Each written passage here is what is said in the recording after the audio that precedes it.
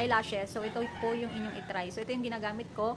So ito tatagal naman siya ng, depende sa inyo, pwedeng 1 week or mga days lang. Depende sa inyo kung paano nyo alagaan yung inyong pilikmata. So magkabit muna tayo nito. Ganito yung itsura niya. Tapos yung pandikit niya po pala, hindi siya black, white po siya. So as you can see, tayo ay maglalagay na tayo ng ating false eyelashes. Maganda kasi siya kahit nasa bahay kayo, lalo na kung aalis kayo, may mga event, may mga birthday na pupuntahan, may mga, lalo na ngayong Christmas party, so maganda talaga pagka meron kayong eyelashes kasi buhay na buhay yung ating mata.